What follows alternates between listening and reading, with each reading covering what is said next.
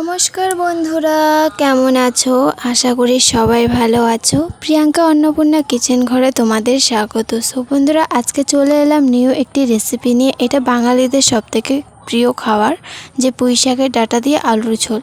চলো এই রেসিপিটি শুরু করি। শুরু করার আগে একটাই বলবো, চ্যানেলটিকে সাবস্ক্রাইব করে দিও। তো বন্ধুরা, আমি প্রথমে কিন্তু একটা গ্যাসে কড়া চাপিয়ে নিয়েছি, আর এর মধ্যে দিয়ে দিলাম পরিমাণ মতন তেল।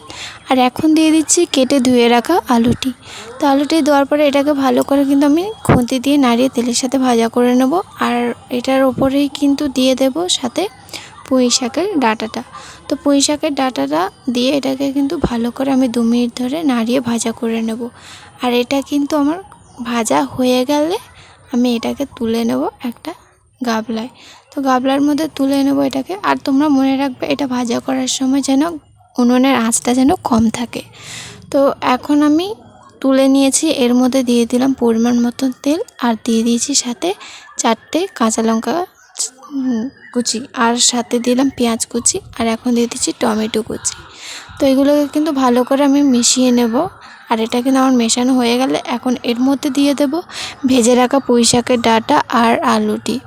তো এখন দিয়ে দেবো 1 চা চামচ হলুদ, আর হলুদের উপর দিয়ে দেব একটু গরম মশলা, আর সাথে দেব মিট মশলা। তো মিট মশলা দেওয়া হয়ে গেলে এটাকে 3 মিনিট ধরে কষিয়ে নেব। কষানো হয়ে গেলে এখানে আমি দিয়ে দেব 1.5 গ্লাস জল, পরিমাণ মতন 1.5 গ্লাস জল দেবো আমি। তো জলটি দেওয়া হয়ে গেলে এটাকে আমি একটু ভালো করে মশলার সাথে নাড়িয়ে জলের সাথে মিশিয়ে দেব। তো এখানে এখন দিয়ে দেব পরিমাণ মতো লবণ। তো বন্ধুরা, আমি কিন্তু স্বাদ অনুযায়ী লবণ দিয়েছি, তোমরা তোমাদের অনুযায়ী দিতে পারো। তো আমি কিন্তু এখন লবণ দিয়ে দিয়েছি। এখন এটাকে একটু নাড়িয়ে ঢাকনা চাপা দিয়ে 5 মিনিট মতো সেদ্ধ দিয়ে দেব।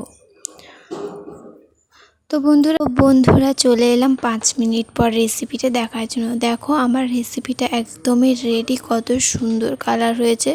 চলো তোমাদের একটু সার্ভ করে দেখে দিই। এটা কিন্তু খুব সুন্দর সেদ্ধ হয়ে গেছে। তো বন্ধুরা, তোমরাই দেখো কেমন হয়েছে এই রেসিপিটা। আমি কিন্তু কম মশলায় কিন্তু একদম তৈরি করে দেখিয়ে দিয়েছি। আর তোমরা যদি এই ধরনের নিউ রেসিপি পেতে চাও, আমার চ্যানেলটি সাবস্ক্রাইব করে দিয়ে পাশে থাকা বেল আইকনটা অন করে দিও। তো বন্ধুরা, আজকের জন্য এখানেই বিদায় নিচ্ছি। ভিডিওটি এতক্ষণ দেখার জন্য অসংখ্য ধন্যবাদ।